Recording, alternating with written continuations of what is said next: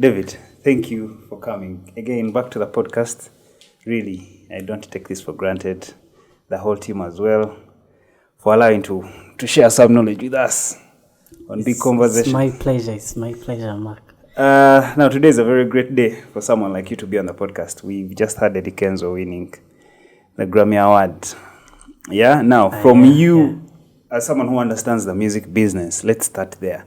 What does that mean? Like, a nomination alone, it doesn't have to just be Eddy Kenzo. What does the Grammy mean in terms of business sense to an artist? Why is it that everyone looks out to like get a Grammy? Like, what's it about the Grammy? Yet we've had people like Kanye West come and pee in a Grammy and show that it's nothing. In our sense, of course, we are very proud because it's one of those first nominations that we've had as a country. But being nominated as a Grammy, to have a Grammy, it's a great thing. First of all, there's a recognition. You've been recognized at least that your music has impacted many lives, has reached up to people, it has broken out some borders and it has reached other audiences. What's really funny is that I did not know that song. I know a lot of Eddy Kenzo's music, but that particular song, I didn't know about it. Well, it's according to the niche of the market. I also didn't know a lot about the song, but what I know is that Eddy Kenzo produced it here.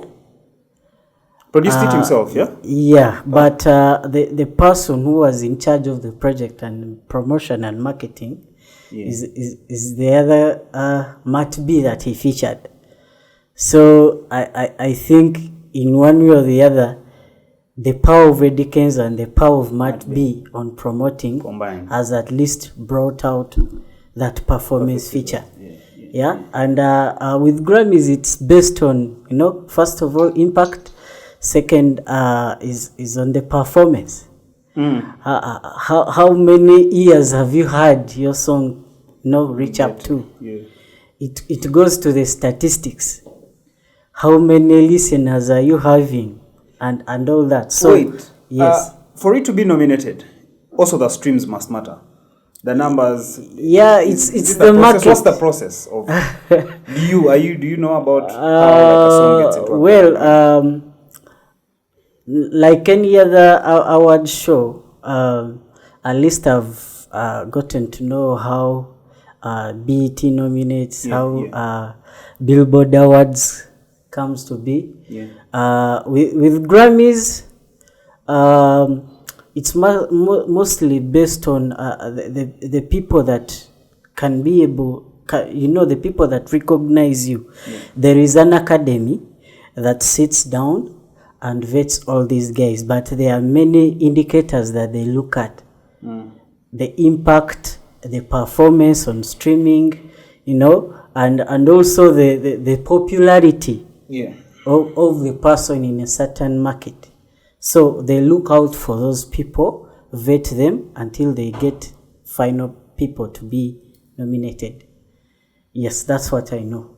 Okay. Yes. So now, to a song like that, we can just use that to like really broaden the whole conversation. To a song like that, let's look at it. Who now gets, how does Eddy Kenzo benefit through royalties, through like a masters of it? What's the importance?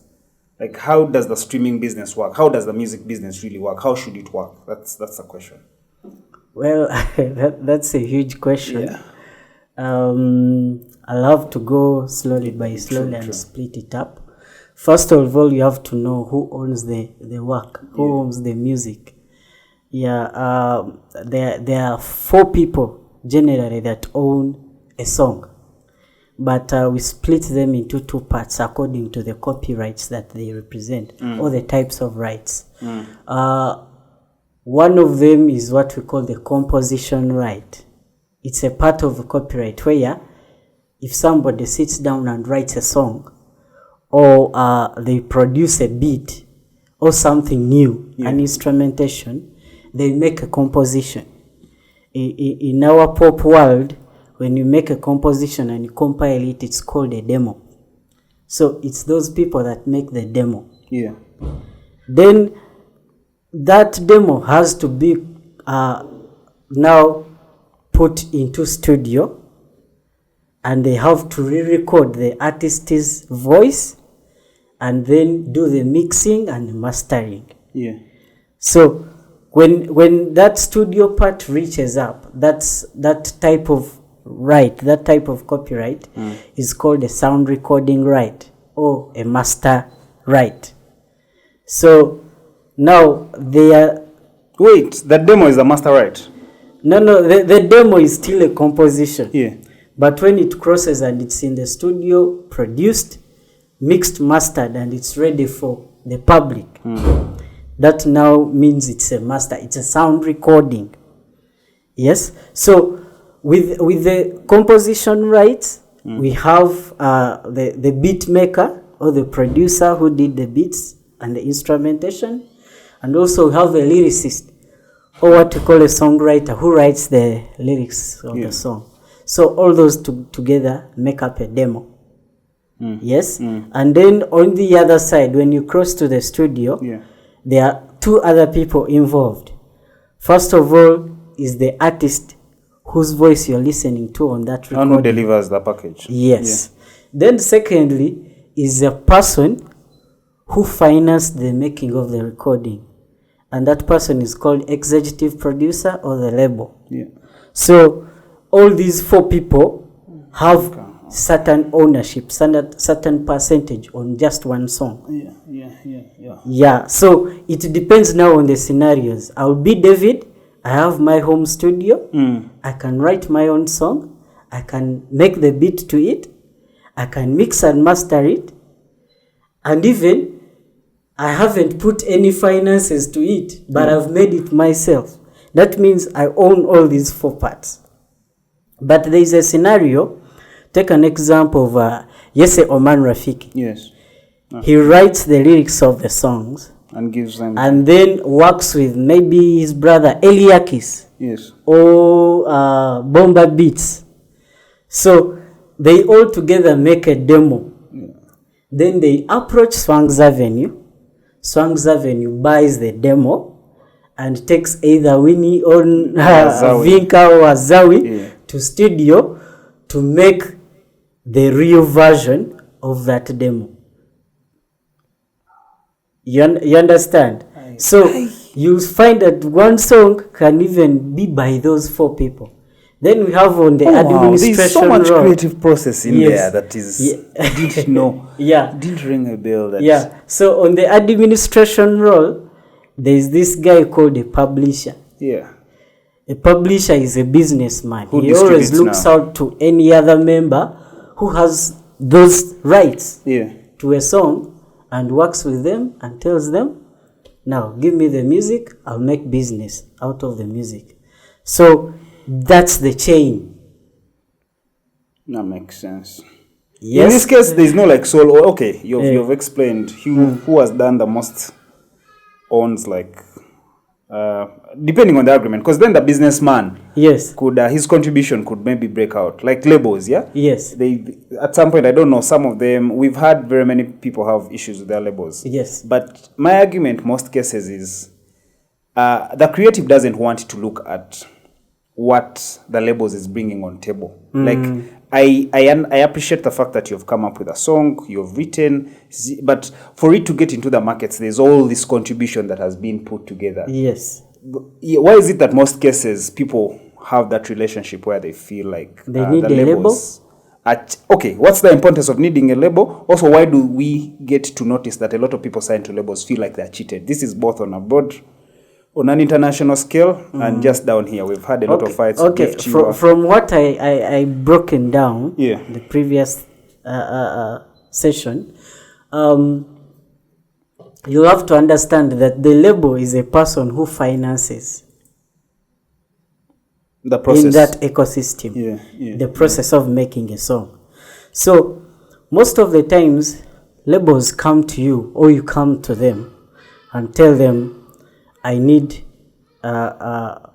money or I need support. In terms of recording new songs, in terms of making new videos, in terms of promotion, And in terms of maybe personal management, get me tours, get me brand Bookings, endorsements and all yes, that. Yes. So the label at one level, where we said there are these 4 types of owners on each and every song, you'll see that the label has a right.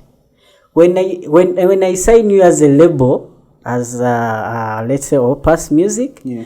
I'll that means I'm giving you financing you to make the song. So I buy you the demos.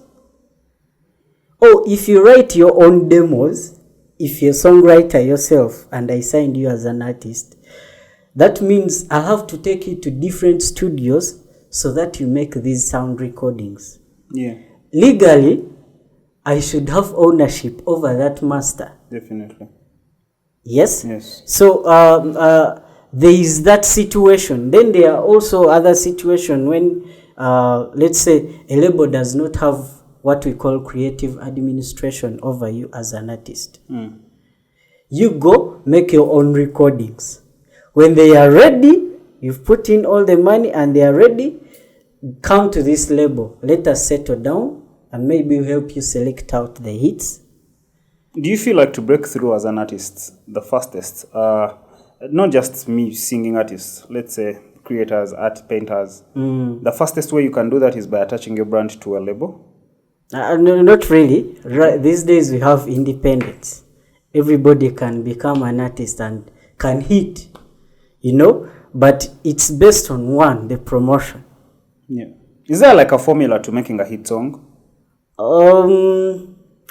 In music making, I don't know if people really go into, I'm going to studio to make a hit song. Yeah. It's about the vibe that you get. But also it's spiced up with how you approach your audience. Okay. If the audience feels your vibe, then it will be a great song. It will be a hit song. But there are also those songs that are likable to the audience, but they are not hit songs. Yeah. So it has no formula. To you like an artist now, Yes. before we go into the business perspective. Yes. Now you as a musician, what does your music mean to you?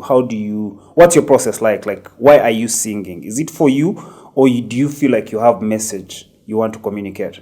Well, in those days when I used to write, You stopped completely, I stopped completely into business. But that time, for me, the way I used to write songs, it's based on not really the message that I want to put out there, but the feeling that this is the song I want to put to the public.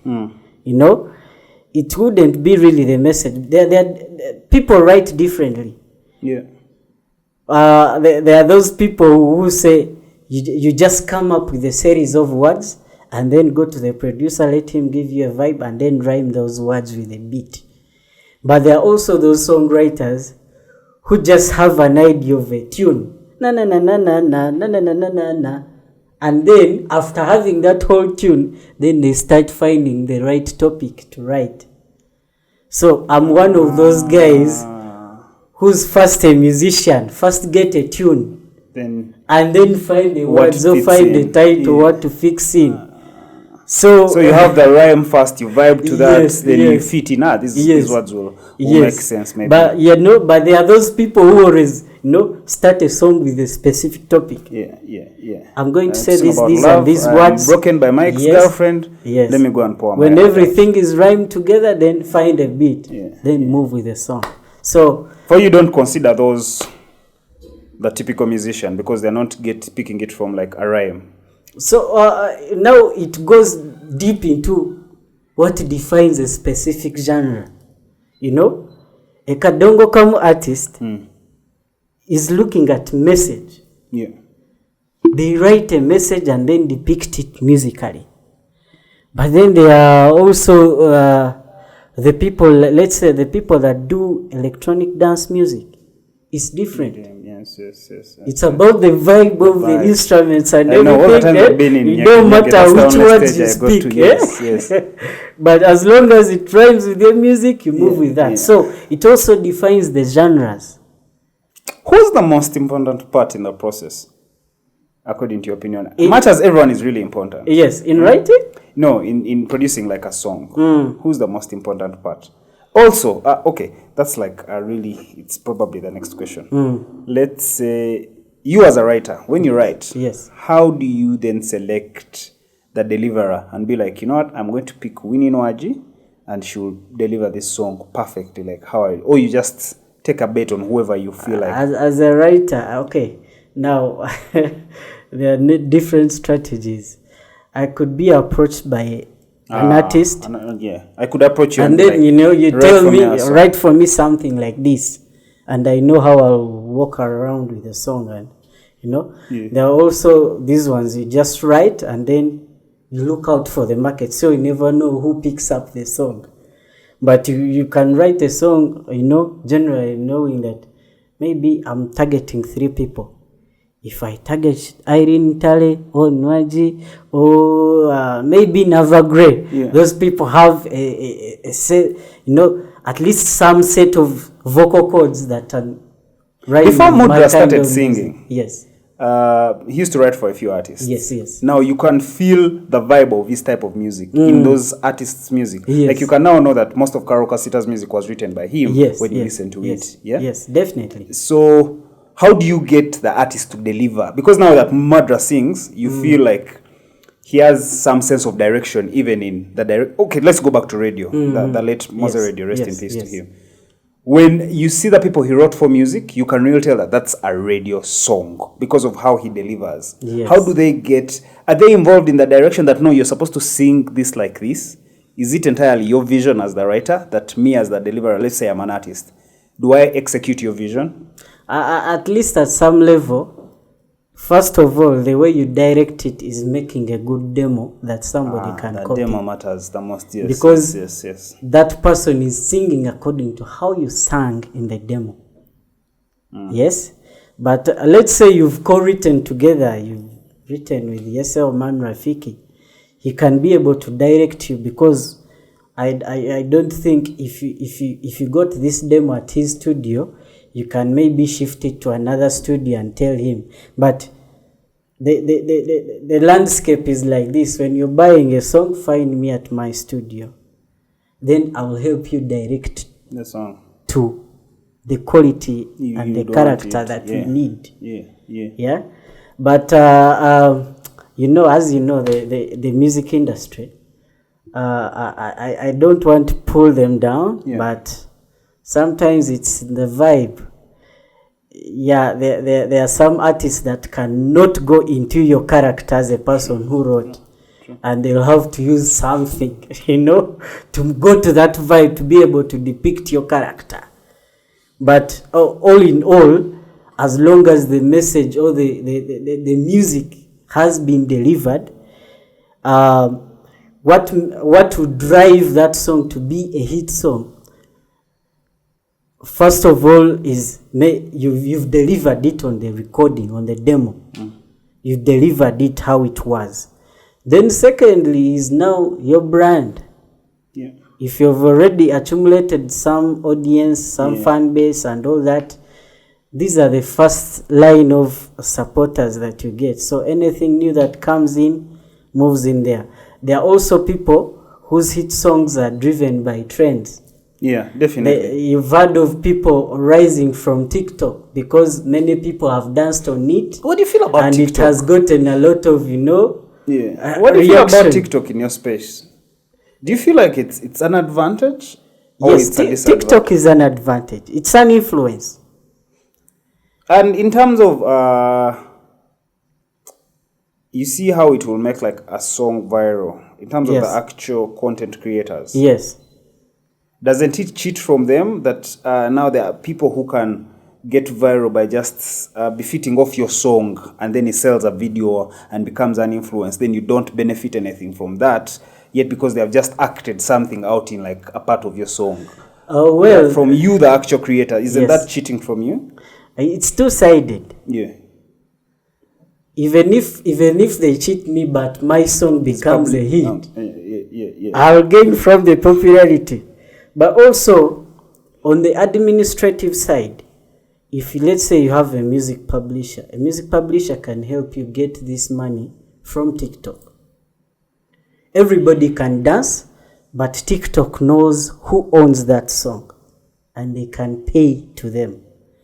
Because there are many ways we monetize TikTok. Yeah. So when we distribute these songs, they also reach up to TikTok. How do you get to that point? They also go to Facebook. Yes. Now, I don't know. Is Opus Music Africa a distribution company? First, tell me about now Opus. Let's go into the business a bit. Okay. Of stuff. Opus Music is a music rights management company. So we helped out any individual that's involved in the ecosystem, and our strategy is based on, growing, facilitating the ecosystem to grow. So there are those people who approach us and say, I don't have a distributor. Can you help me out? So we distribute. There are those people who need publishing. Let's say the likes of Daddy Andre. Yeah. They can come and say, I've produced a lot of music for any artists and written for all of them. However, I'm not getting anything as a producer. Yes. So imagine if Andre wrote for Nina Rose and Nina Rose put that. Let me just give you a live example. Yes. My very good friend Washington.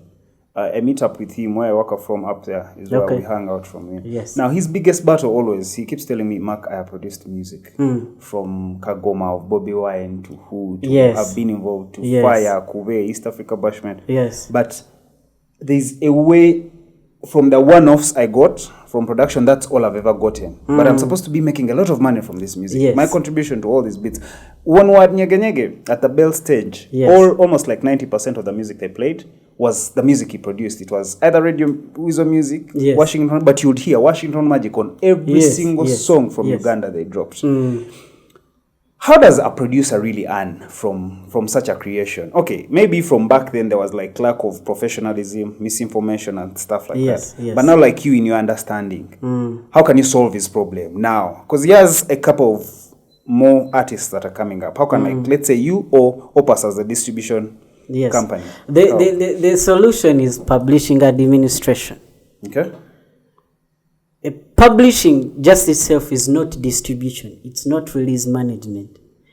It's the back end of what happens with the music. So publishing itself is bigger than just distributing this music. So first of all, there are different rights that types of royalties that a song or a producer should be generating from. If I'm to break down the markets, I don't know if I still have time. You have a lot of time, by the way. I don't know if you're in a rush, but it would be interesting for people to fully understand. If I'm to break down these markets, music has a lot of markets that you can play it within. And they also have different rights that bring in those royalties. As I said last time, a royalty is a profit you get. Now, Washington made a one-off. That's not a royalty. That's a service fee maybe for producing. But thereafter, if this artist puts this song on streaming platforms, Washington should be able to generate money because he's the original composer of the song. You understand? So there are also those other types of rights. Okay, let me break down these markets. True. First of all, we have, if I'm to go to the sound recording side, you remember there are two types, the sound recording rights and the composition right. What's the demo and the sound recording? Yes. Sound recording is when I step into the mic and I am singing. and it's mastered and it's ready for radio. Yes. You understand? But, let me start from composition, the demo side. There are two types of markets. There are those markets where you can directly sell your demos. First of all, there's what we call song plugging. Song plugging is where you write a song and then look out for Chameleon to sing it. Yes. So in that exchange, you get the money. Yes. Does Chameleon, it's either way, Chameleon can give you the money or you could go on with Chameleon or something like that. Yes. All right. So that's the exchange, but anyway, it's called song plugging. Yes. Then secondly, we have synchronization. Synchronization is when your song is synchronized with any other audio or moving pictures or videos. Take an example. Let's say you make a radio advert. There's a song in the background, but somebody is advertising something. Yes. So before those guys put the song in that advert, they should seek permission from the publisher to make sure that they pay the demo owners. Also, if your song features in documentaries, like Epas's in Queen of Katwe, yes, soundtracks for film, movies, you know, and all that, there is a way you make money by utilizing that synchronization market. It also goes further into digital synchronization. Let's say your song is out and then it's on Facebook, on TikTok, and people dance to it. Remember, it's a song and somebody has danced on it. Yes. So they have synchronized it. Their content to that. Yes. So TikTok pays for digital synchronization. Facebook pays for that. Instagram pays for that. Ugandans making money off digital synchronization? Yes. As long as your music is distributed and you have publishing administered by a publisher, they can be able to collect that money for you. Okay. Yes. So there is that. Then when Opus is in position to do that. Yes, we are in position to do that. Okay. Yes. Interesting. So there's also the sound recording part. Yeah. Now the song is ready to go to the audience, to radio and everything. There are two other types of markets. We have what we call a mechanical market. A mechanical market is when you either, you put your songs on CDs, on flash disks and sell directly. You should be able to generate revenue. Direct from every CD sales, copies, numbers. CD sales, physical Isn't sales. this what has made people the richest from the music? Because we've grown up listening to, Jay-Z sold 100 copies, who sold 1 million copies, Lil Wayne sold in the first week. But right now, even the streams, they are counted as copies. Because it's mechanical. You copy something. Yes. You download how many, all that stuff. Yes, it's called a copy. So, secondly, is when you put this music on a website and people go there and download the song. That means they are making copies of that song that you put up. So, it's another market. Then third is when people go and stream. Streaming means is listen, move.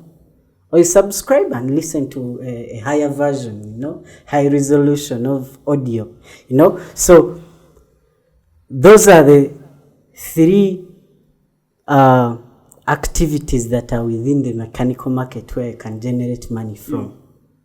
So also the mechanical market also brings in what we call mechanical royalties. I'm coming to Washington. Okay. If Washington produces this song and gives it to Chameleon, produces the sound recording for Chameleon. He has written and made the beat. And Chameleon is the sound recording owner. Yeah. So if Chameleon puts this song on Spotify or YouTube or anything, there is a global standard of splits, which money goes where.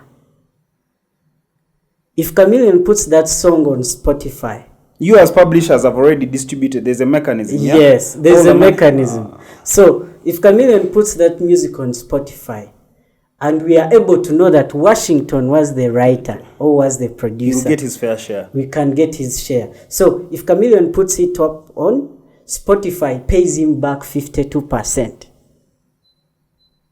Yes. How do we come to that number? 52%. It's a standard. Okay. Yeah. So it pays him 52% as a sound recording owner. Then 30% is retained by Spotify itself for giving you the service. Isn't that too much for Spotify? Yeah, it is, but it's an industry standard. Yeah. Also, in terms of streams, how much is made from streams? Well, Okay, before Can you go get that- off? Can you really get rich off and survive from the streams, from how much you generate? Like say, an many artist in people, Ghana. however, it's a chance because you find, according now to what Spotify last released in its report, it said almost it just has like 5% of people who make a lot of money, like $100,000 from their music. All right. All others, because every day Spotify releases like 100,000 songs daily, and there's a lot. There's the audience is sub-split in too many parts and everything. So not everybody gets from all these streaming platforms. Just, you have to probably be as Maybe lucky if as you've really. mastered one streaming platform and then you've put all your power into that.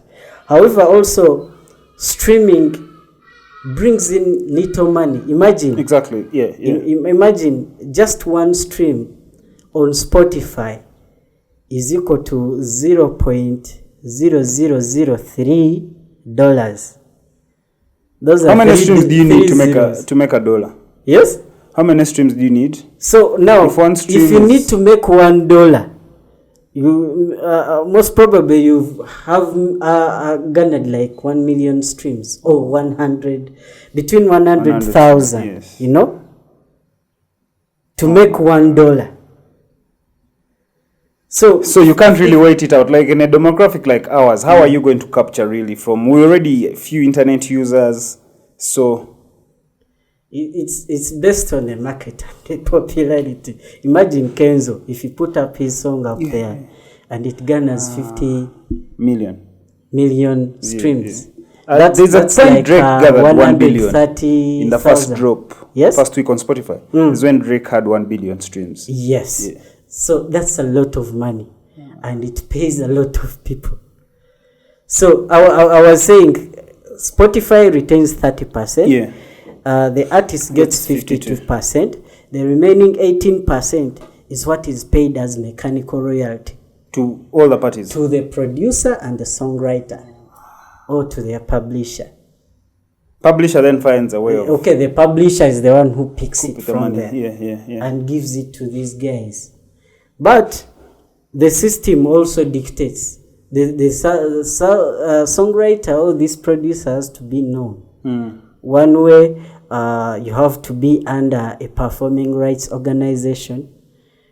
That's like the taxing body for the music industry, because they go and tax these guys, the Spotify's, the what. Is music taxed? Yes. Albums? Yes, those royalties, those like performing rights, all these royalties and everything, it's taxing. It's a way of So taxing. when all these guys that have just performed in the country, because we've had a lot of foreign artists performing, Yes. URA has been taxing. Well, there's that taxation for URA. There's a taxation When you for say music performing rights- specifically. For what? For music. Okay. Now for URA, it's with the venue. They have to pay, KCCA for noise pollution and all that. And all that, yeah. Goes to URA. That's But basic. in this global music, environment, there have been bodies that have been set up in every country to make sure that they tax entities or businesses that make money by playing music. In Uganda, we have UPRS. Yes. UPRS stands for Uganda Performing Rights Society. So UPRS is in charge of taxing any business that makes money or Of attracts music. customers by playing music. Nightclubs. Radios, Radio TVs, stations, what, TVs. everything, even when you're in a coaster, in a coach, and they are playing music, they tax. How does that happen here? Okay, I know. That's interesting now to know. Yes. Does the artist get from that money? They get it. The thing is this. My lead this editor, UPRS Douglas B, has yes. music he has Thi- released, this- but he has never gotten a single shilling from his Look music. at this. This UPRS is a member-based society. It's like a club So the government incorporated it. You understand? And it's for the artists. If you're a member of that society and they collect all this money, they now share it according to all these people and even the artists outside and everything. So in every country where you go to, there is a performing rights organization that does this. Taxes all these venues and everything, even the digital What's the fee platforms. and percentage like? Like how much would they tax a coaster? It's according to the seating capacity. It's according to what. But some of these things are, you take it off as enforcement is really it can be applied. It's just something one-off. Every year, pay let's say 200,000. So if all that 200,000 in all those taxis and buses is collected, and also the radios, when they are buying their radio licenses with UCC, they also pay a music fee. And then the venues, the bars and everything, who have to pay their license to their local council governments. They pay you. And then they pay for the music they are going to play.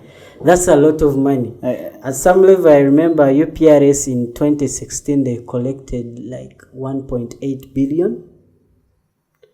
And 1.8 billion... in one financial year? Yes, in one financial year. But we have problems with PROs, especially in Africa. The competence, the efficiency. When you say PROs, what do you mean? PRO is Performing Rights Organization. So it's like UPRS. Yeah. Or I could call it CMO, Collection Management Organizations. So most of them have these issues on enforcement, on how much money they should be paying artists and everything. But that's not the problem. We are looking at the mandate. Yes, and why they exist. Exactly. Yeah. So these collecting it. Those inner flows are just institutional failures. Yeah. Yes. So if you're not a member of a PRO, even though they know you as the most popular artist in Uganda, and you have, let's say, 100 albums they are out, but you're not a member, if they collect and you should be paid, let's say 10 million, you'll not receive it unless you're a member. So it's based on membership. Yeah. It's a member-based organization and it's made up of... Are you a member? I'm a member as a publisher under Opus Music Africa. So in this case, a publisher is also paid, not just artists. Yes, they are paid. Actually, the publishers are paid, then you pay the artists. Yes. Okay. That's according if I have signed you. But if I've not signed you and you're a member of UPRS directly, you get your money as a publisher because you publish on your own, you're self-publishing. What does Opus give its artists who are signed to it that's unique and different? Why should me... I'm speaking now on behalf of Douglas. Douglas is a guy who edits this podcast, but he's also a musician. Yes. What should he do to sign up at Opus? Well... No, not like what should he do. Like, why should he sign up with Opus? Like, I need you to take me through what you think is the value you're giving artists as Opus. Yeah. The value... The word publishing has been misused, especially to our Ugandans. If somebody comes to you and says, I want to be your publisher, everybody will say, oh, but I can do publishing myself. Why? They have the internet. I have internet. I can distribute my music on my own. Definitely. I can collect all this money from TuneCore on my own. I can release and put this music to radios on my own. However, that's not the role of publishing. Publishing is the back-end work. Okay. A publisher does 4 roles. One of them is that when your song is done, come to them, they are going to do you these 4 roles. 1, register your music for copyright. There are 2 ways you register your music for copyright. The first one is that you can go to URSB and get a copyright certificate for your song. It has an advantage these days. It can be used as collateral in a bank if you need money, if you need a loan. 2, the second part of registration is at UPRS. Now, the role of UPRS is not only on collecting this money. there is another feature it gives you. The first one is that when you become a member of UPRS, they give you what we call Interested Parties Identification Number, IPI number. IPI number is like your NIN number, but now as an artist on a global music database. Now everybody knows you. And somebody can reference to you. Oh, who are you? Okay, give me your IPI number so that I can search on the history of your music. Yeah. That's the IPI number. Secondly, every song that you register with these guys, with UPRS, they give it a code, a tracking code. It's called ISWC. ISWC stands for International Standard Musical Works Code. Yeah. Now, that ISWC is the one that identifies the composition right. Every time you register, you declare that through a declaration form and say, Song A was called, the title is called Love. It was written by Daddy Andre. Who was the producer? Maybe Washington. Who's going to be the artist, or who's the artist who has released it? Maybe Spice Diana. Who financed the making of that song? Also Spice Diana. So all those 4 people are identified. When all this money is collected, the code distributes. They know whom to give. distribute to this money. Now, the percentage depends on agreements, yeah? It depends on agreements, Or but on like this side, there is a standard. On UPRS side, there is a standard. Now, when so they that's give fair us and money, just. Yes. Okay. So, that is the first role. We copyright, register your music for copyright.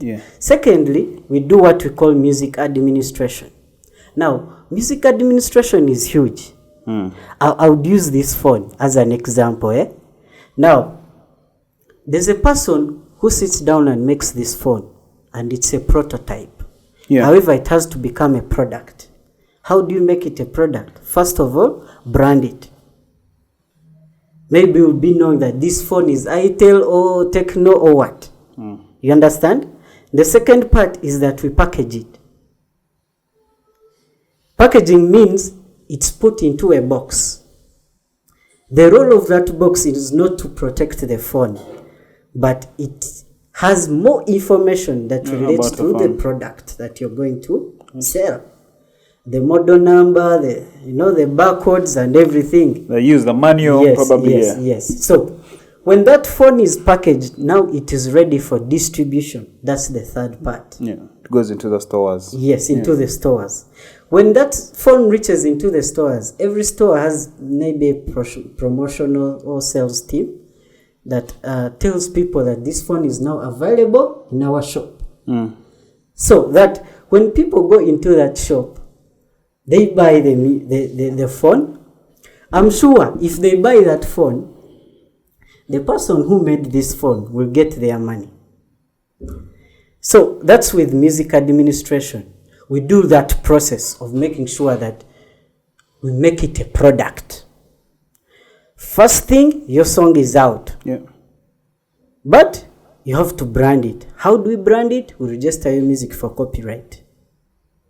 And we are certain now it's yours. Yes. Secondly, we have now to package it.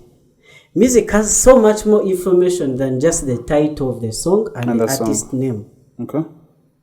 It has the genres. It has the year when it was produced. It has who's in charge of distribution. Why should this information be important to the public? Why should it be packaged? It is important because it is the one that helps track our product when it is out. When it is being used, we can be able to know. So it's important. Then, after putting all that information, or a set of metadata, we're now ready to distribute the song. Now, when we have those codes inside, the information when we are packaging, let's say you put your music on YouTube. YouTube will be able to identify that you're a copyright owner, that your music is copyrighted. And they are liable to pay you your royalties. But if you don't pass through that process of attaching all those tracking codes and everything, YouTube just takes it as normal. You don't get money from those views.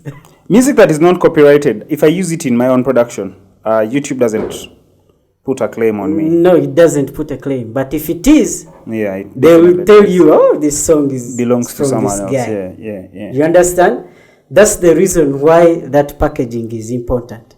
Then, if this song has, this song has been distributed in 2 different stores, as a publisher, you have to go forward and now promote this song into those stores and tell people, the audience of this artist, this music is here. It's here. If you need to listen it's here. It's here. It's on YouTube. It's on Spotify. It's on Caller Tunes. It's on what? So we place all this music on all these markets. And monitor it. Yes, and monitor. Yeah. Then the third part is, the last part of it is that when people go to those streaming platforms and listen and download, the monies that come from that song, they are collected directly back to the publisher, and the publisher knows the people to pay. Okay. So that's process just is music administration. And that's value artists need. Yes. Yeah. The third part is exploitation of music markets. All right. In a country like Uganda, all the music market is almost entirely black market. It's exploited already, right? Yes, but then at least if you start at a good, a good standing, let's say with the publisher, and they already can monitor it, then it has no chance of entering into the black market because we monitor. Okay. We know the people. How are you going to monitor that? Okay. No, it's you track it from the beginning. Yes, you track it from the beginning. Because I was going to ask, how will you know that guy downtown has your song or not, and is serving it? You know those guys who burn songs on CDs, or you come with your flash, use your flash and gives you the music. How do you then? With downtown, it's still a hard thing. Yeah. Because why? It's even the artists that even take the music, get involved into that process. Yeah. But at least what I'm assured of is the digital. If you put it on any website, I can. As regards, yes. As it works now, Douglas, he has music digitally, but he also has a big fan base offline. Yes. What is more beneficial? Me having my fan base offline that they'll come for my concerts, or me having direct control of my music and putting it on Spotify and waiting on the streaming money? Then all these markets have to sync together. You understand? Yeah. If they are offline, maybe you provide merchandise. Yes. Sell CDs, sell T-shirts to get involved with that fan base, so that you attract them to listen to you. As publishers, are you also responsible for the merch? We are not really, because. But you can be. Can you be? As Opus, if you come to us, because we give all these boutique solutions, we can have. A side, and we tell you, let's handle this. Yeah. But for publishing, it's much more involved with music rights, not image rights. If you print your face on a shirt, you are not responsible. That's somebody, maybe a label, who's looking out for your branding. Could be about the match, yes. Yes, you understand? Yes. But for publishing, isn't that? So, music has 4 markets, like I said earlier on. Yes. We have the song plugging, where an artist or a songwriter gives this demo to an artist to sing it. The synchronization. We have the synchronization market, where you synchronize with audio, moving pictures and videos. We have the mechanical market, where now people where you put on CDs and flashes and sell, or you put on downloading sites or on streaming stores. Then the 4th market is on it's called the performing rights market. That's the use of UPRS. Do you feel like, as artists, also, I realize the trend of, much as we keep hearing people having all these sales, and most of them look like they earn most from merch. Do you feel like the best way to earn from music is through the merchandise, not the music itself? Like, you seeing the music, you get it out there, people appreciate you, you grow an audience. Everything is important at this time. Okay. There are people who make a lot of money from shows. There are people who make a lot of money from merch. people who make a lot of money from brand endorsements and influencing. There are also people who make a lot of money from music itself. But as publishers, we are coming and saying, hey guys, don't leave out music. It's another product you can make money out of. Okay. I didn't tell you the fourth role. Yes. But it's important. It's called music promotion. Now, as I told you the last time we were at... I didn't know, at KTA, the symposium. Yeah, there are three industries in one industry. The recording industry, the performing industry, and the publishing industry. Yes. With the recording industry, their product is a brand. You understand that? So, if a record label has signed you, that means they're in charge of your branding. They have to make sure they make the good videos, music videos. They have to make sure when your song is out, they make bookings, but also book you for interviews, for radio talk shows, TV talk shows, so that your brand can be known to the audience. And when your brand is up, then they make money because your brand is known. Endorsements and shows and everything. Performing industry, the product is appearance. You understand that sense? If you don't appear on the show and it was your show, it flops. Even the person who sells Katogo at your concert doesn't make will money. See a loss because you didn't appear. Even though people know your music, even though people know you by brand because they watch your music videos. But if you don't appear, they don't make money as a performing industry. Then we have the publishing industry, where we work with music as a product. Now, all these have types of management. The other part of recording is called artist management. This side of the performing industry, there's events management. Oh, yeah. Okay. And this side of publishing is music management. Let's first focus there on the music management. As a person, as an artist, you should be at least having a management that features all these three parts. And Opus is here with all of them, as reading on LinkedIn. Yeah, for us, we are mostly into music. Also events as well. No, we are not into events. In your LinkedIn bio, there is events management. No. No, David. Let me just go back to that. Music management. Interesting. So, in all these things, I now explain what is promotion. What kind of promotion do we give? As music publishers. Right. Yes. You understand? Now, the kind of promotion you give is called music promotion. The other side. What entails music promotion? Putting it on TV, on these apps. It's about placement. Okay. If your music is out, let it be out on all these 4 markets that I told you, and let it be exploited. But most people mistaken us to be doing payola. Payola is the version of artist promotion on the label side, on the branding side. Payola means if our song is out, we have a marketing budget. You understand?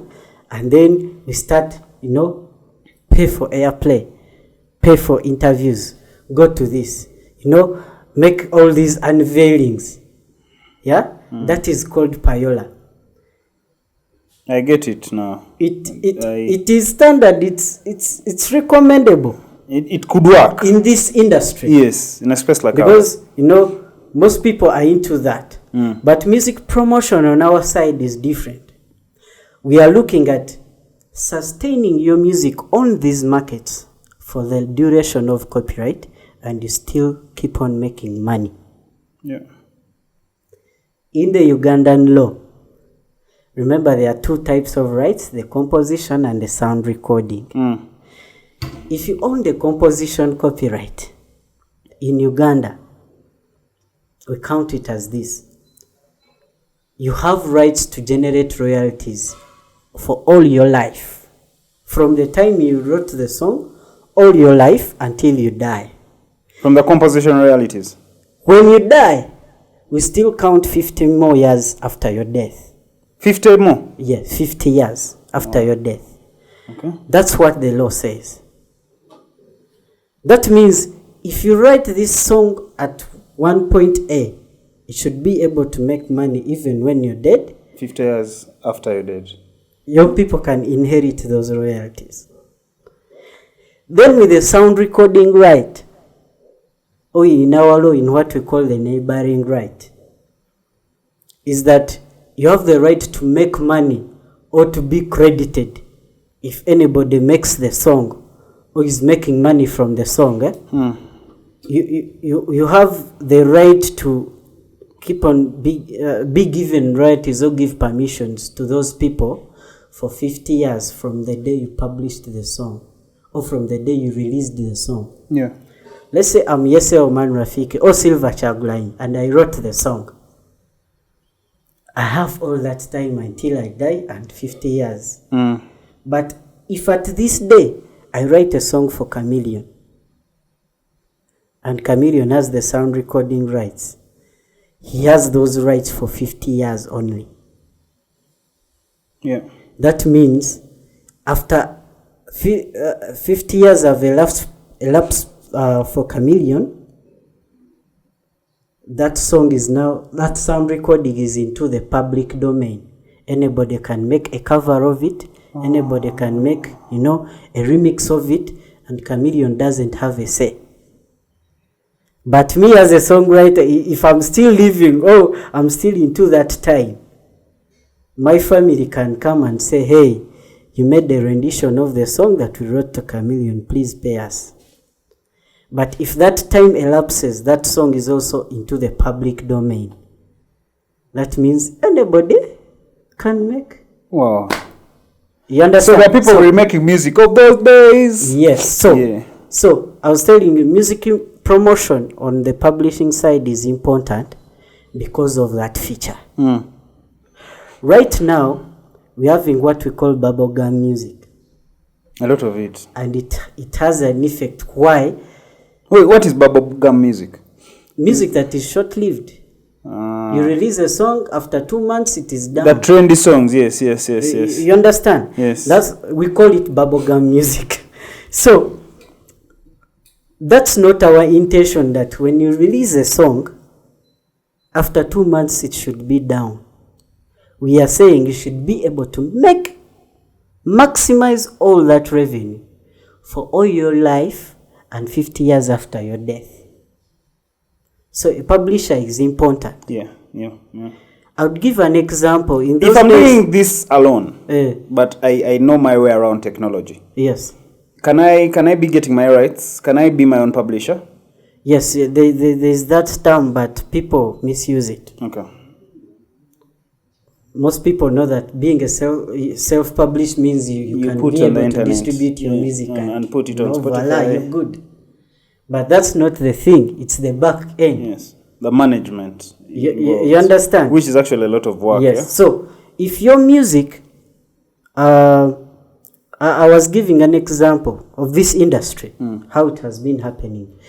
Between let's say 1995 to 2010, there were these guys, I don't know if you've heard of them, the Kausiwukiras, yes, the Lucins, the Eke Studios, I have heard Kasiwukiras and X-Zone. Kasiwukira, you know. So those guys were publishers by then, but the focus market was Kasiwukira took all Chameleon's music. Yes, so the focus market by then was on tapes and CDs. There was no digital. Right now there's digital. But by then there was tapes and CDs. So, if Chameleon would make an album, he would go to Kasiwukira, and then Kasiwukira values it and says it's worth 60 million. He gives that money to Chameleon. That means Chameleon now doesn't have the right to publish. This guy knows all the markets where he reach and make his profit. So, by that influence they did by then, that music still has an impact even up to now. And it's them benefiting on that. Yes. You see examples of, let's say, Eli Wamala's music, Chameleon's music, especially the old one, Mamma Mia's, Dorothea's. And then, let's say, Philip Bongole. Yes. I don't know if you've realized that every Christmas season, Philip Bongole's Christmas songs are always a hit. Yes. It's like he's making so much money. Why is like Mariah Carey. Yes. Yeah. Have you also ever thought of these people, recent people who make this music, and then it just lasts for one Christmas season and it fades? A lot. There is no publishing element. Even Douglas B has a Christmas song, but it failed. In the there is no publishing element. Why? We have to maintain that music on the market to keep making money. Okay. Between 2010 and now, I see what if we used Chameleon as an example, between 1995 and 2010, maybe you can grasp up easy songs that you remember. Mamma Mia, Dorothea, Nekolera Mari, Jamila, and those songs. Right now, from 2010 up to now, how much music of his do you know? Which titles are off your head? Still those ones. No, I'm saying the ones he produced from 2010 up to now. Chigwalero, but it's a vibe really. But I get your point. Totally. You understand? Yes, I get your point. The music keeps on fading because of Payola, the artist promotion on the other side. I totally now see your point there. Not the music promotion of publishers. Why? I'll give an example. If Philip Bongole's music, do you know why it keeps on coming up? Yeah. We exploit that music in all these different markets that I told you. We play with the markets. If today Philip Bongole's song has been released and it's down in the next 3 months, I can devise a way how to bring it back, resurrect it back to the market. By then, it's old music. But for now, I can look out for Fik Fameka and we do a song plug. Hey Fik, do a rendition of this song. I've given you the rights. When he sings it, I know already in the UPRS books, it was Philip Bongole who wrote the song and the publisher was Opus. So when it's up and Spotify is to pay the other 18%, it pays it to UPRS pays it back to us. Yes. So that means I keep generating. I can double out generations. If after 30 years it is down, I can get somebody who's trending. You just walk around the markets, like you say, to just make sure the streams are up. It rotates, and that's something. Another thing with Philip Bongole's music, there's a synchronization market. Every Christmas season, people have to make adverts, let's say these companies, and say we are wishing Merry Christmas to our people, not our customers. Then when they are thinking of which song should we put in that, a publisher's already there is like, hey, you have this music ready. When you put it in, it saturates over the media stations. And people get to remember that song. You understand? I totally see. That's how we manipulate music markets and do what we call music promotion. Not Payola.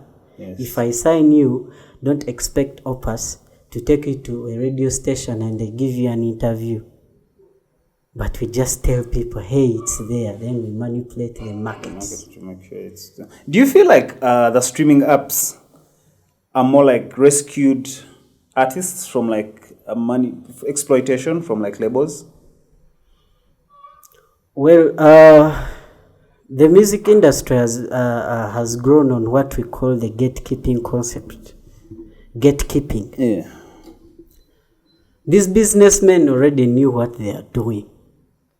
And the record labels, take it to be an example, a bank. We finance you, come, there is money for promotion, come, there is money for videos and more productions. But in exchange, when we do that, we are the owners of the sound recordings. So some people decide, If I need all that promotion and all that glam and everything, I'll go to a record You sell label your and soul. sign This up. is what they mean by selling their souls. But you don't sell everything. Remember, if I'm David and I'm signed to a label and I write my own music, I have the composition rights on me. Okay. When I'm signed to the record label, Do all artists really understand this process, though? they don't. Most of them. And we are doing as much as we can. Okay, to let's make sure first we finish that. sensitize these I'll guys. ask you that in the solutions, where we'll talk about the artists. So, if you're signed to the label, they are talking about the masters. Yeah. Because they are the ones who financed it. They are the ones who financed you to go to studio. That means they are entitled. They own it. Even if your contract is done, they still own the sound recordings when you're done. But there are also labels that go far into trademarking. Right now, I don't know. Let me use an example of Swangs Avenue. Yeah. Right now, I don't think if Vinka decides to move out of Swangs Avenue, will be again Vinka. It has happened to Irene Tale when she left. She's still Irene Tale. Oh, yeah, she's still an. Hey, you're saying. The name, the trademark. Labels even go far. I once had this chick, the Have Jamaican, where they took her vocals, something like that. I don't know if Have you heard of issues with Kiss Daniel and Kiss Daniel? Okay, no. The other but you time can he just- was Kiss Daniel. Yes. But then when he decided to move out of the label, you don't have the right over Kiss Daniel. So he rebranded to Kiss Daniel. Why? It also goes deep into that. Oh, so Vinka cannot stay Vinka. She has to look for a stage name if she decides to leave, which is also another hassle for the new market. Yes. That's why you even... So all the songs that are sung by Vinka stay Swangs Avenue property. That's why you even hear that if an artist moves out, they don't have rights to their YouTube channel. Yeah, a lot of them. Because it's branded as Vinka and it's their name. When you move out, create another channel, create another brand. Yeah. But I don't know if most of these guys look into this, but that's why you call it enslavement on your side in record labels. Yes. But some people look at it as an opportunity. To if like I break need through, promotion, if I need to break through, that's the best option. So it's a catch-22. You think through it and... Yes. Interesting. Yes. So, the artists, I don't know how many artists Opus has signed up or something like that, but why doesn't our music industry, even with all these umbrella groups, why don't we have such organization that people categorically understand the value of this process and of these things? Yeah, like the importance really. Like to you, why do you think the market is ignorant about it, and what do you suppose are the solutions that could be First of all, it's applied? the ignorance and the showbiz. This industry is based on showbiz. Yeah, people need But- to do a lot to keep in the media. Most of these guys are ignorant. Yeah. We've tried our best. There are people that understand it. I don't think if you approach Daddy Andre right now and the other Daddy Andre who was at Black Market, you'll see the same people. Right now, he knows what is publishing, why I should have a publisher, than why I should just have a music distributor. And the ignorance goes even further. You approach an artist and tell them this is what we do to you. But then they're like, I do it. My manager does it. They put this music there. But do they know how to even copyright a song? Okay. Do they even know the advantage of it? Copywriting it and You know, trademarking. so we go into that, but first of all, we've been approaching artists at their individual level, individual basis. The people that understand us come to us. Right now, we represent more than, if I'm to say independently, like Opus, Yeah. we've signed more than 80 creatives. Yeah. If you've heard of the likes Do you of sign Andrea podcasters? Baguma, if you have the likes of Susan Kwerunen, And I know Andrea Baguma. Yes. Yeah. So those guys are the first people we even started with. Do you specifically as Opus look at just music singing artists? Music. Okay. Music. It's the product that we are looking at, and it's about... And film? We administer music rights. So with film, what comes on our side is that we do what we call music supervision. In the films? You approach to us and you're like, I have this film, but I don't have the soundtrack. Help me get that. Now we are on the foot. We know the best songwriter. We know the best producer who can come up with that soundtrack. So we supervise and come up with the best product that we can give you. With adverts, we can work as an agency. Right now, there's so much music that can be put into movies, into games. How come you guys are not getting Ugandan music into movies? We do, at our level. Okay. But with which films? Now what should I tell you? Sanyu series? Dope. There's Ugandan music. And okay. Yes? I know that there are many songs into all these Ugandan movies. However, some of them, because we have a small market, let's say of filmmakers, most of them, they usually use their in-house artists. Most of them outsource if they find there is a website that sells this music cheaply, but they don't know they're selling the culture. And culture is the best. If you want to make a good Chinyankore movie, then it wouldn't be advisable that in the soundtrack there is an English song. you know? So you have to know the culture.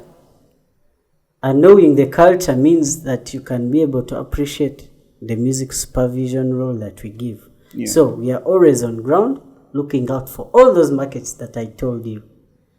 Placements in movies. Right now we are having the metaverse that's coming up. Yeah. But we can place there the music if you want it. If you want it in streaming platforms on the Web3 music like Odious. Oh wait, Odious is in Web3, right? Yes, Odious is a blockchain. Yeah. You know. So we put there the music. If you want it anywhere, if you want it in games, there are platforms Opus, and metaverse that artists who are signed to Opus music. already having their music in these platforms of Web3. Is it like an advantage? The artists that we onboarded, let's say from August 2021, they have their music there. But the other ones, we are looking at exclusively releasing NFT drops, NFT music. Explain to me how that works. Let's go there. So with NFT stands for non-fungible tokens. Yeah. You know, but to go deep into that, it's based on. Do you need some drinking water? It's fine. I'll get. Okay. Yeah, but it's based on blockchain and coming up with other new markets. If NFTs can be like artworks. Okay. Can be like, let's say graphic designs, can be album arts. Yes, album arts. But even the music itself, when we are selling NFT, we are selling access and exclusivity. I want you to explain to me the exclusivity a portion of the music. Of the music. But not the music, but the proceeds that are coming from the music. Those are the royalties. Then I'll be getting some if I buy. Yes, if we put there the music and we make a drop, this song will be listened to more people. But we are giving you a chance that if you buy that NFT, you benefit from the royalties that you'll be getting from people listening to that music. So also it's giving us a chance in decentralized financing. You don't have to only depend on labels. You don't have to depend on these people that are giving us money. But even our fans now can start funding us on our next albums. So there is asset tokenization. there's decentralized financing, there is programmable ownership. Yeah, and these what's programmable ownership? It's how come that's programmable? it's another of, NFT, how it works with, because we program it and we say at this time, now makes sense. You own these rights Until maybe for the next 5 years. When 5 years elapse, you're back. Then we also have now what we are calling data-driven microfinance. If you make a lot of sense in streams, people can be able to find you through crowdfunding platforms. So Opus. Can the bank give me money because I show? Can I use my music? And since I have a publisher like you, yes, can you be in position to make my music? I produced an album, not like Player O1 released Aura, an album recently. Yes. Can he use that to like get a land title, or to get land, a loan, to get a loan to buy land? Yes, right now. How do you prove that to the bank? In 2019, the president passed what we call the National Intellectual Property Policy. Okay.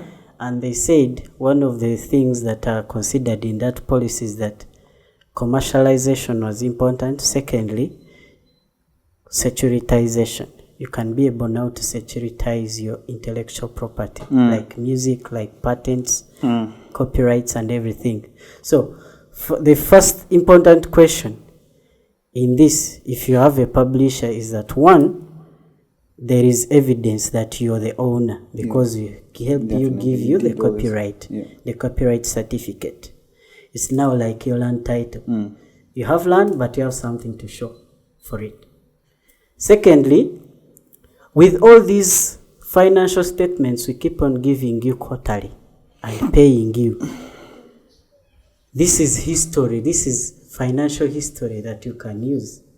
Remember, a bank, they have these usual loan plans, like a salary loan. Yeah? If you're to be given a salary loan, there has to be evidence that you're employed and you earn this much amount of money. Then they can be able to give you a salary loan basing on that. Now, it's the same that you can shift in this side. First of all, the publishing royalties you get and all those recordings and everything is evidence, is financial evidence through the statements that you can present to the bank and say, I also have the certificate for that. So you can also, if you have the financial evidence that your music is generating money, and then you have the collateral, which is the copyright certificate, you can be able to get a loan now. No, that's dope. No, I think I should now reconsider my career. You understand? Yeah. But that's all into securitization. So there are many products that we have as Opus Music that extend beyond music publishing. Music publishing is the first phase, the entry level. Now have this evidence. But then we have all these other services and products we have. Right now we have Opus Music Capital. Okay. We work with banks. Yeah. We work with venture capitalists. We work even with the funds. We have what we call fund vesting. It's a program. You have the evidence that your music makes money from streaming as royalties. What if now all this time your fans have been supporting you when you call them to your concerts? You understand? Now, what if you give them a chance to be the shareholders in your next music, in your next album? Yeah. So we provide a platform. Wait, what's that service called? It's called fund vesting. Fund investment. Okay. You understand? Yeah. So you reach up to your funds and tell them, hey, I need 100 million to make this next album. I'll deliver 15 songs and 10 videos. Okay, that's the cost. That's 100 million. Okay.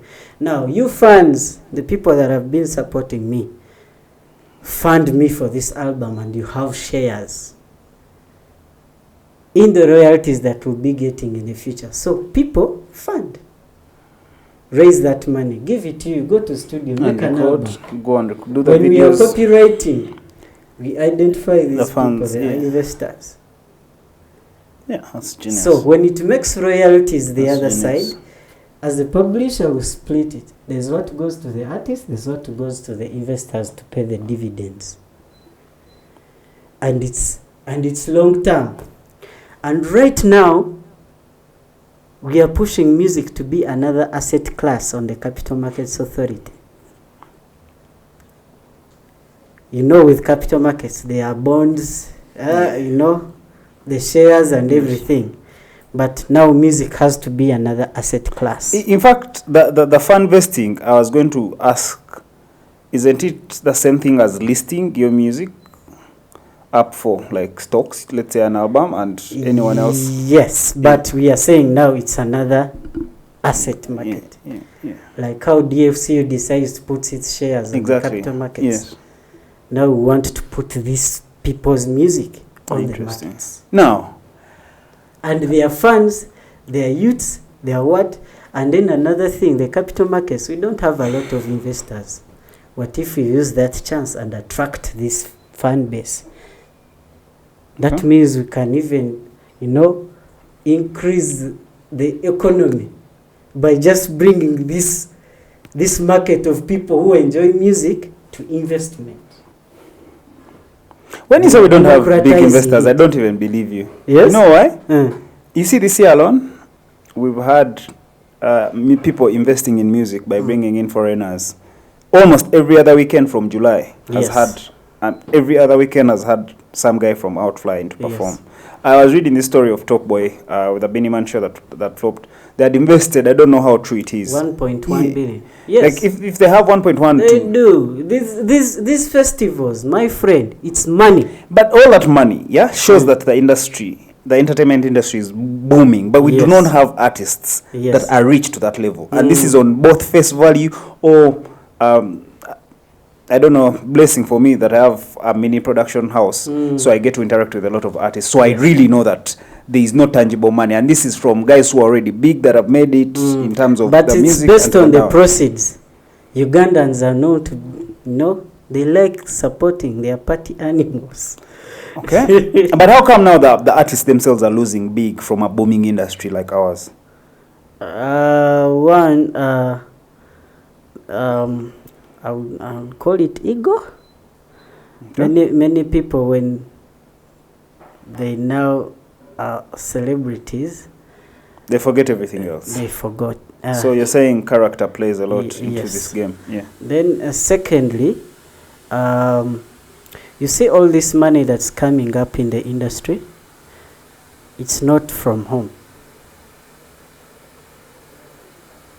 There are few people that will give you that money. Maybe from sponsorships, you've partnered with Bell and everything, you get that. But the industry itself, the music industry, doesn't have that much money to support the ecosystem. We are outsourcing. Imagine, you see these shows that bring in foreign artists. Do you think it is Ugandans that put in that money? I have no idea. No. Why they have chances of flopping or what? Because the ecosystem doesn't support itself. Yeah. What these Nigerians do is that they have their money. They come to Uganda and say, in April, we need to put up a concert. Identify a person who will execute on the ground. Okay. Pay them for marketing, for promotion, and pay the venue and everything. Then come and perform. All the ticket sales, give them back to the Nigerian guy who gave you the money. Let us go. We don't support ourselves in here. We don't have that capacity. It comes from the funding. That is a very whole perspective I had no idea about. Yeah. It comes from the funding. It comes from everything. What these guys are helping us. The Bell Laggers, the MTNs, but we see all these guys come on board. Yeah. But of course they're going to sell that beer. And you know how much money they make from us? An example only is from MTN Collar Tunes. Yes. I've had my friends who are artists complain about caller tunes a lot. All Do you the know time. that these guys in a year They say they were not even they given can the bring money. in like 72 billion from just caller tunes? First, take me through how caller tunes work and why then the artists are exploited. Now, from an The caller tunes work like this. There's an aggregator you should reach up to. Yeah. And when you reach up to that aggregator, they will tell you, we'll be getting a 50-50 when money comes in. When you put that music on caller tunes, these guys make a lot of money. Like how I tell you, like, in a year they can make like 72 billion. Yeah. But the way it is split to reach up to this person who gave you the song, it's very demeaning. My friend, first of all, out of that 72 billion, let's say it's 100% of what you should be getting, let's say 10 million. First of all, government first chops off 50%. Tax. Takes it as tax. 50% looks like a very unweird number. Like, why would anyone take 50% in tax? Why does it go into that sense? Because in the telecom regulations, they say if people buy airtime and what, they pay excise tax, they pay what. So they take the whole 50%. Because when you're buying a caller tune, you buy it using your airtime, not mobile money. Yes? Yes. Then when that 50% is off, now you go to the level of what MTN has received.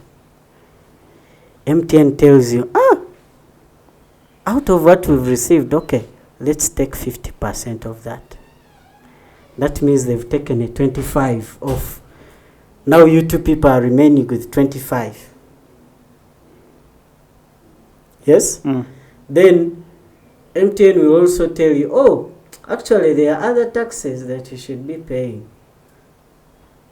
In the end, they will give you a receipt that you're receiving 50-50 from your aggregator, because they also that aggregator level. If MTN is remaining with 25, there are some taxes deductible, and you find yourself, you and the aggregator are supposed to share 10%. Then you take 5, and the aggregator takes 5. That is if they are open to you and said, this is what we got. Yeah. So the system itself is unfair. It has been unfair to us. The publishers level, to the PROs that collect this money, to the content providers that give all this content to the telecoms for caller tunes.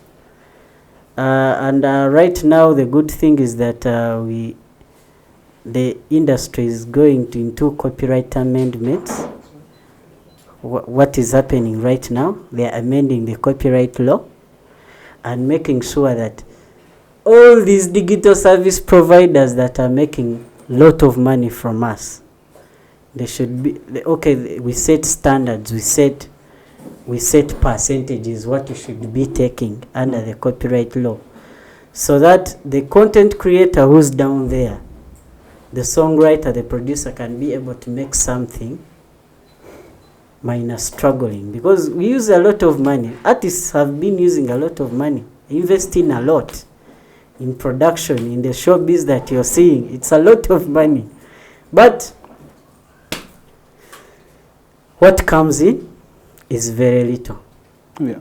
Caller tunes. Look at all these guys. DSTV, how much money is it paying to the artists? For what? Every time, because there are these TV shows. Let's say Ugandan Top ones. MTV best. Music top 10. is being played there. Also, let's say Pearl Magic Prime. You play all these series, but music is being played there. You understand? How much money is DSTV giving? How much is StarTimes giving? How much are these websites that you know that are Ugandan ones? How much are they giving to the industry? How much are even the bars giving? If they told them that just pay 500,000 every year and they don't want, but they are making a lot of money from selling beer. Yes. You understand? So the industry is still unfair, but we are trying to shape it. And with Opus, that's the sensitization we give. We are supporting the ecosystem. We want it to grow. And we give capacity building, we give consultancy services. Even EPRS itself is our client. We are helping them somewhere to collect something that they haven't realized. Yeah. We help people like the stores, like Spotify. If it opens up a market here in Uganda, and they want that culture and they want that audience, we work with them to make sure we set up that culture. We can work with digital distributors and we help them to do what they should be doing. Even if we have all these artists and they want digital distribution, we'd rather not do it, but because we have some people that we've built the capacities, you can be able to reroute all this content into their platforms. So we are supporting everybody at every other level, but we are doing what we call music rights management. All the rights that appear in music, let it be copyright, let it be dubbing rights for DJs and everything, let it be any other type of right that we think should be coming to the industry. Make sure that we help all these individuals collect it. Yeah. So that's where we are. Publishing is a set that we do. We do publishing administration, we do digital rights management, because there's also that part where you release your music but you don't know that it is on Spotify. But after some time you find it is on Spotify and someone is making money off you. Yeah. I think there's a lot of artists are exploited like that. A lot of that. Yeah. So you come to us, we help you do what we call take down, notice and take down. We take down this music and give it a free start. Back your control. Yeah. Also, these pirating websites, we strike down. So we are like the police. So that is digital rights management. But also we give advice to these stores if they need to pay the producers and the songwriters. We work with them and tell them the right way to do it.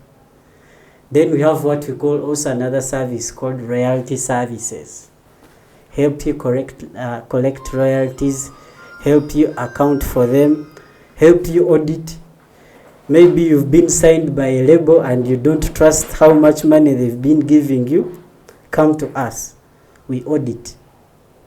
And we tell you what you've been worth. Yeah. What you've been making.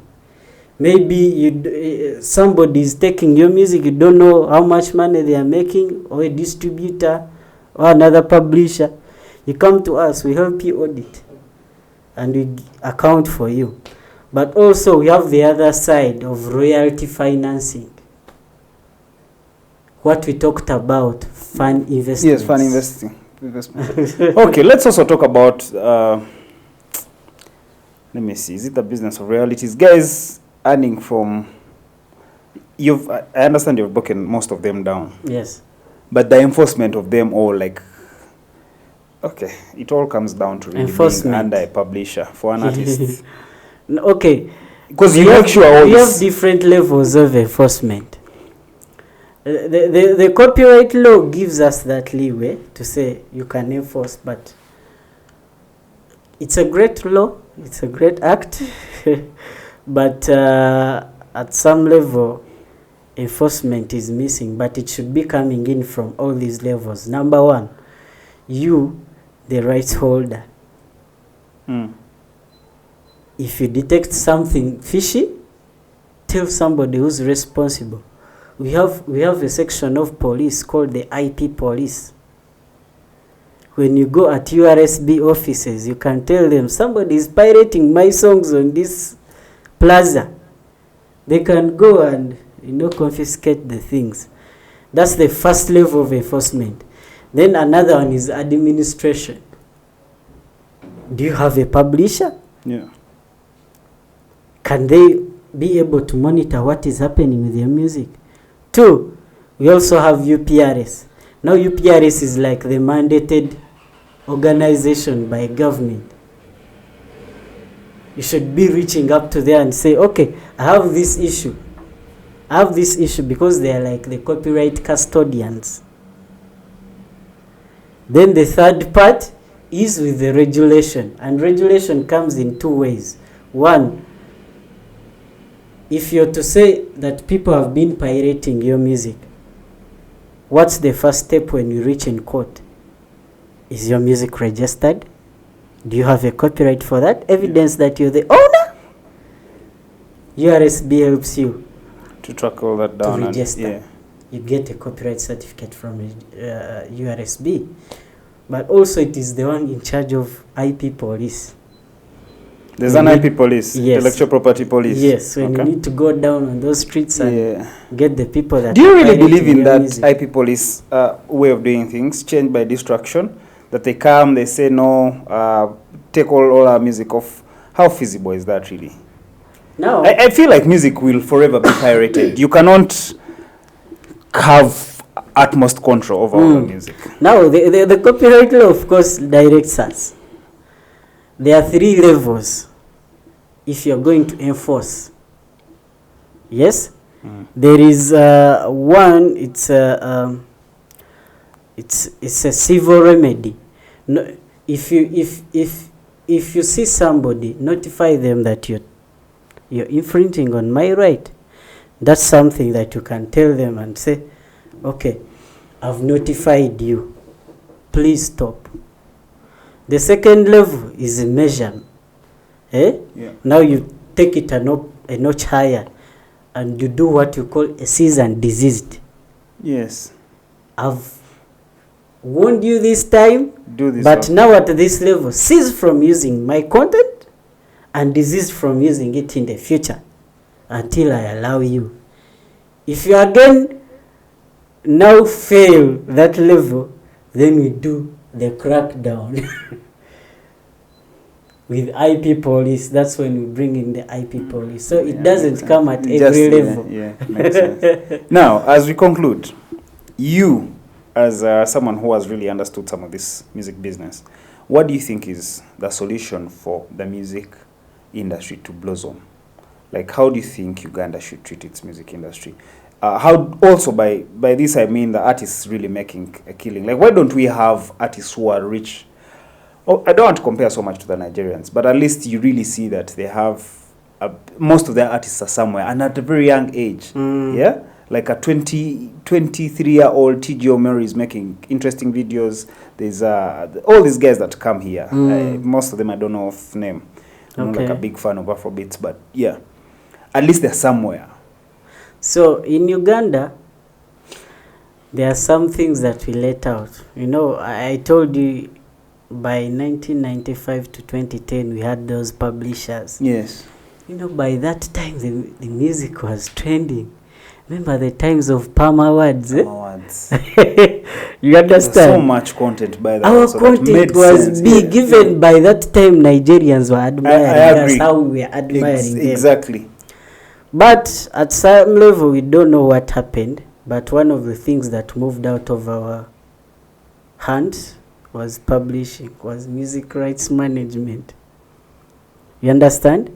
Because right now, an artist can come out very, confident and tell you, there's no copyright in Uganda. Yeah, even the ones that have been on that podcast, Santana, that's what he said. No, it doesn't work. There's no copyright in Uganda. You understand? Yes. But it's because that feature moved out and we are trying to bring it back. Because it's the necessary way how we can support these guys.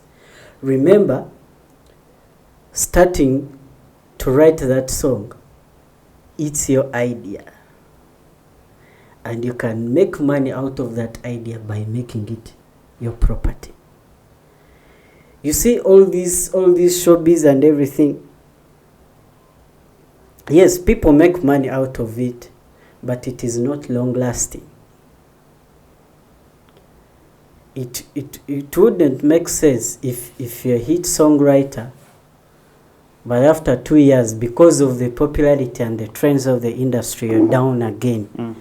And then the music that was trending by that time when you're up, is also making nothing. But it would make sense if you had that publishing feature, and music still keeps on making money in that sense. Also, remember, we are limited at some way, especially on the publishing level.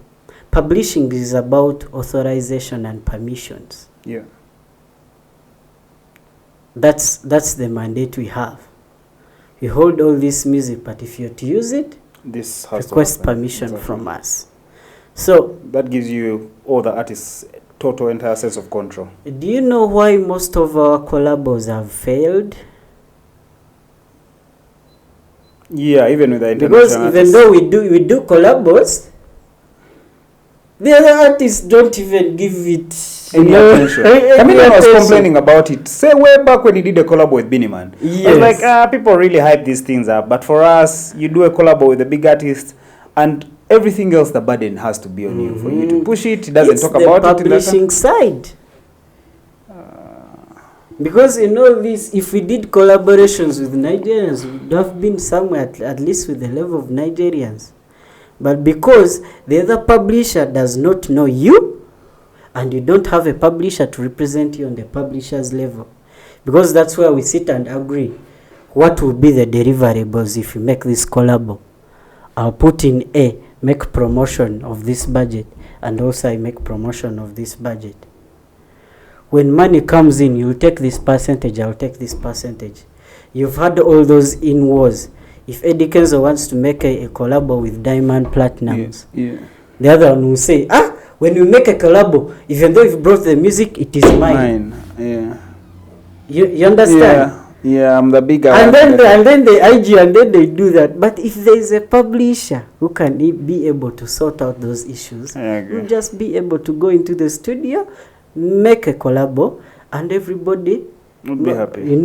Benefits from the other's audience, because it's about tapping into audiences. Another thing is now based on policy. Government policy? Government policy. Includes, we actually didn't even talk about leadership. From government policy, how does it come in to not a point where they're just going to exploit us like they do to any other industry? How do you suppose they should really be involved, and what should they do? Policy comes because first of all, the government has been giving money to musicians. Every lockdown, musicians cry and they give you another 300 million. Everything they give you another 800 million. We are not looking at that. You're like beggars all the time. The policy, what comes on paper, because this you have to understand, like me, this industry needs regulation. Okay. In many parts. Right now, many people are saying, you can't be a member of UPRS because of the bad PR. They know that UPRS steals money or what. Any other organization that would be there to support, but because of the ego and the showbiz of these artists. But sometimes these things are necessary. Yeah. Imagine if a US musician is going to UK, they can be able to know them. Why? They have an IPI number that runs around with them, tracking. That is hosted on the global music database. If a US artist is going to UK, some of these are visa requirements. Where are you going? I'm going for a performance. What shows that you're an artist? This is my IPI number. Have you heard of cases where artists are denied visas on entry in some countries because they are going to perform? Yeah. That is what is missing. Most of them don't show I'm an artist. So are you saying you guys are the most vital part in this process? Because everything, of course, you had to come and do the Kalango, but still, everything you told me has centered around, if you don't have a publisher, you're doomed. But I'm not refuting this information. I listened to Chameleon, and Chameleon was saying, if only I had the publishing bit of my side sorted very well in the beginning, I would be as big as anything you imagine. Right now, the reason why I brought up policies is that, okay, there are many policies that have been brought to the industry, especially national intellectual property policy, then national content policy, and all that. But the real thing, what comes with the leadership, is that as an industry, we are lost. We don't have where I fall under government. Imagine, the copyright law is under Ministry of Justice. Okay, I see what you mean now. If they are limiting you on stage, there is some ministry that is in charge of that. Yes. Then it's also comes into the issue of your music being played on radio and everything. And everywhere else, yeah. It's regulated by UCC and their guys. And then in the end, we find ourselves also under the other performances and other things under gender, Ministry of Gender and Social Development. We are displaced. I totally see what you're saying. Like you have to get very many collectives of the puzzle. You want something here. Everybody is a boss in their field. So it's a whole processes, and I can only the bureaucracy involved. So if you need funding, if you need all this support and everything, you find that you yourself you get confused because you have to report every other person. Millions of places. But if it would be like this, that there's something like Ministry of Culture and Entertainment or and something. That's that, And the Copyright Act is in and there. The umbrella group, what's that? The Uganda Music Association? Okay, those are associations. And everybody has a right to associate. But all these associations, it's like a club. Wonder policy guys. Yeah, it's a club of like wawalas, advocates. They advocate. If you I have read an article from you saying that the Uganda Music Association is the reason as to why the industry is dead. We'll conclude with that. The opinion. Yes. So they don't have what they are bringing on the table. Most of these associations, they advocate for something, and then they are looking at their personal gains. They don't look at the bigger goal for no one. But if you had a ministry that would be representing us, it would be a great idea. Another thing, you're talking about UMA, Uganda Musicians Association. Those people that are there in that association, have you ever heard of if audio producers are there? Yes. Or songwriters are into that association?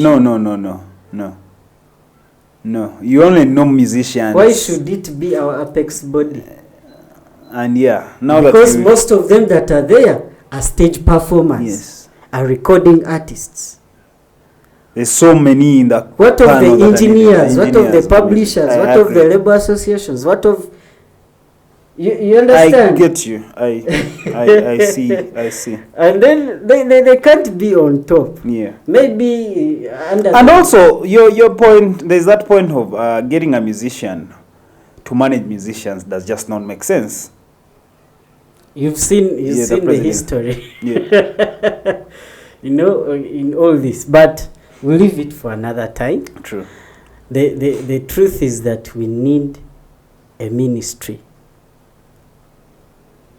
to head us, because that's like one role of the issue of policy I was talking about. Government should be thinking about us. I've had the chance to be on the committee of mapping survey. We are creating statistics for the whole creative and culture industries. The software developers, the performers, the drum actors, the filmmakers, the musicians, all those guys.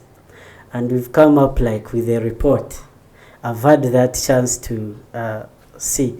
But that is one of the things that addresses policy. If there's an industry that has some history, that has some documentation, If an investor is coming to Uganda and they need to invest in the music industry, they need to know on the status of this industry. Such things are not there. But if we had an industry, an apex ministry that will be looking over us, these things will be corrected. Yeah. Every year we have reports from IFPI.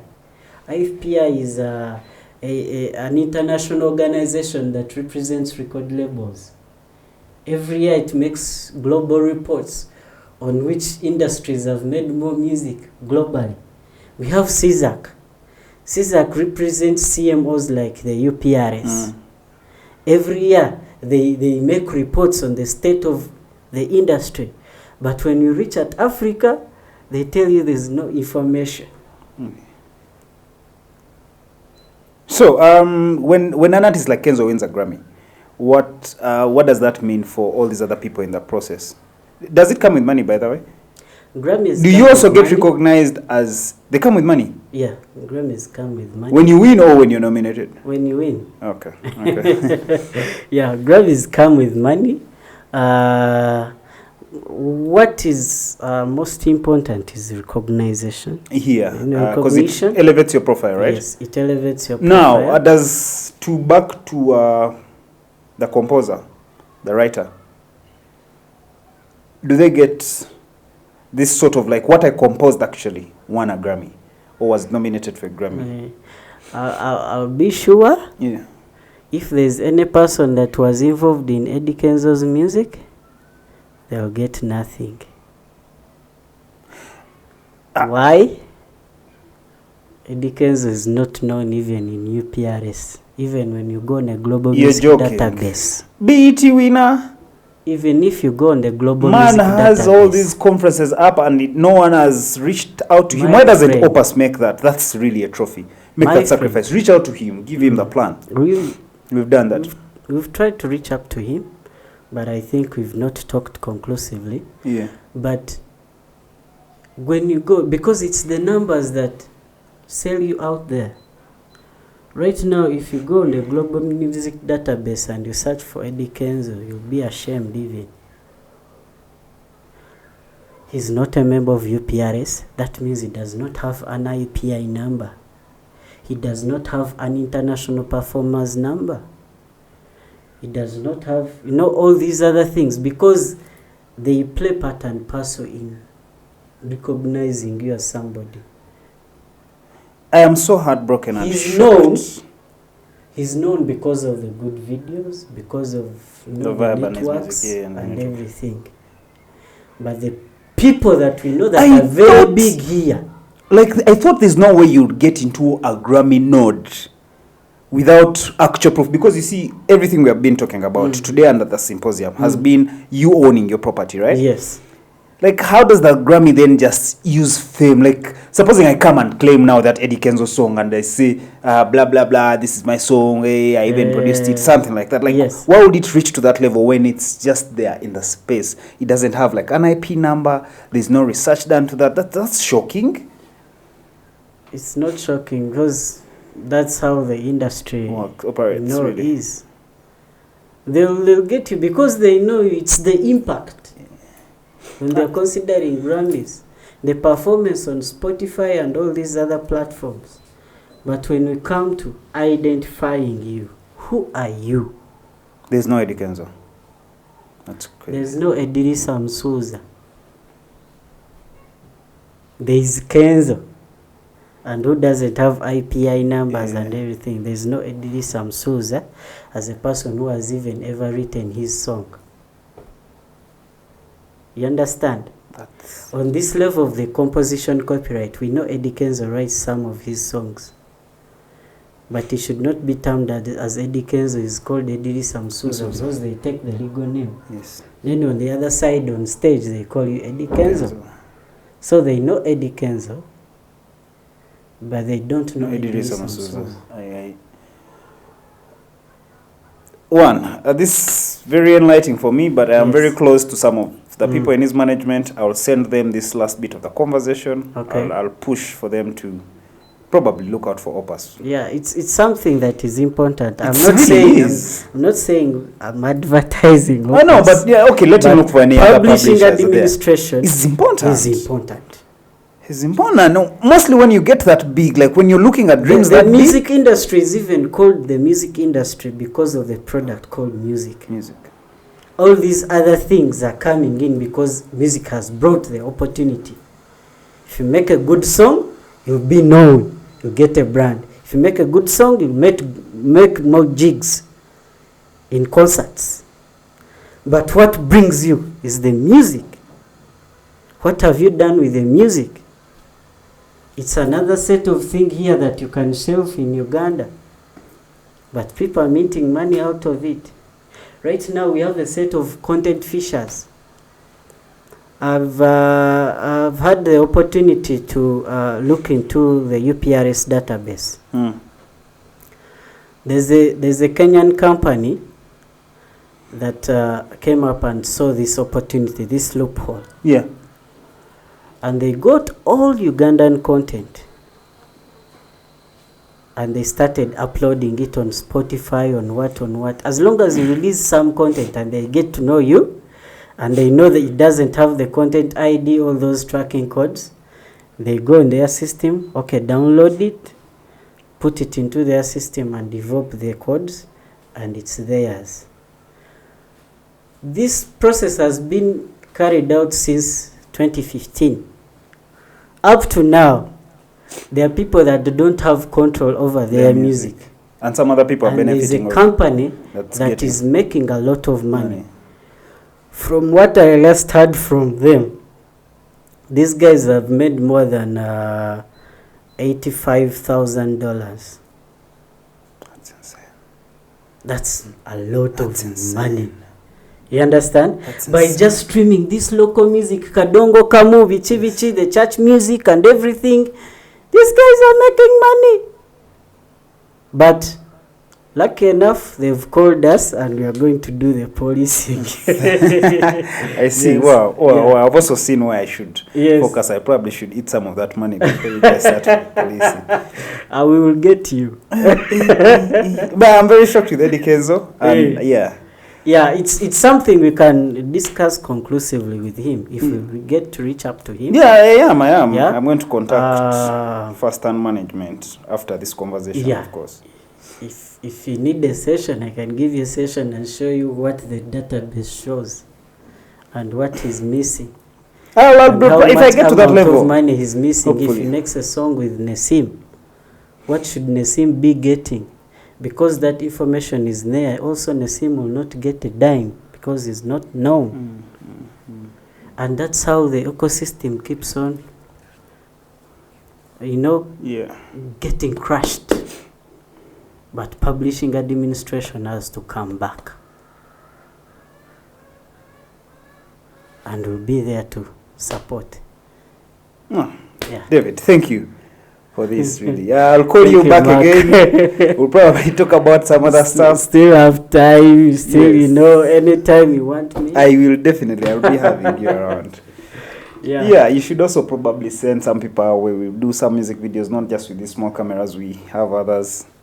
We are a whole production house. We are invested into equipment, and now this is your niche. Yeah, you can work with us. Some things. I have a lot of talent, but I don't have access to these things. Yeah, then you should work with us, really. Any chance you get, I am here. Okay. Yeah. So we are direct link. Exactly. Thank you. Yeah, this has been interesting. Some big revelation. Why did you choose music, though? Music? Yeah, is the passion for it for you? I started as a musician. And you really get into it and you're like, what? I got into it in books. I'm not an active performer that I should be. I never got involved in those MDDs in our schools. But I'm a person who was curious on how does music reach to a movie as a soundtrack? These are the questions you're asking yourself always when you are watching. So I was like, let me understand the music. Took it senior 1, did it at senior 4, did it at senior 6, did it at Makerere University. And then ventured into intellectual property and music management. So I'm a professional somewhere. Then, Good that we've had you after that that, expert. Yeah. of course, all those questions led up to one thing: publishing. Publishing. It's really vital. You From can't the perform. yeah. I can't perform. I'm not sure, even though you give me the fame that I deserve, that I'll match up to it, because I'm a person who's even an introvert. I don't need that fame. But where I found my skill set that could settle in is in music administration. That's where I fall. David, Yeah. that's it for now. Thank you.